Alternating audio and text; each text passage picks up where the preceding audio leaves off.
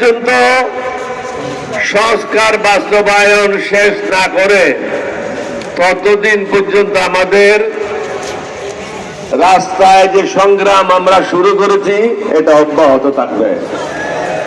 এটা শুধু অব্যাহত থাকবে না, এটা তীব্র থেকে তীব্রতার ধারণ করবে। আমাদের 11 দলীয় জোটের ছেলেদেরকে চট্টগ্রামে কিভাবে নির্যাতিত করেছে আপনারা দেখেছেন, ঢাকা বিশ্ববিদ্যালয়ে কিভাবে করেছেন দেখেছেন। বিদেশে সেবা দাসে হয়ে দেশকে একটা অশান্তির দিকে নেওয়ার চেষ্টা করছে। আমরা কিন্তু সেটা এলাও করব না।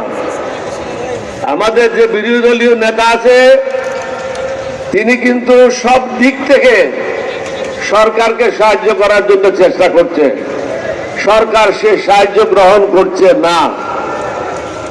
আমরা বলবো আপনি আর বেশি তাদের খাতির করে লাভ নাই, সোজা আঙ্গুলে গিয়ে উঠবে না। আমাদের যে প্রাপ্য জনগণের কাছে যেটা আমরা ওয়াদা করেছি সেটা আমাদেরকে আদায় করতে হবে। আপনারা কি প্রস্তুত আছেন? আলহামদুলিল্লাহ।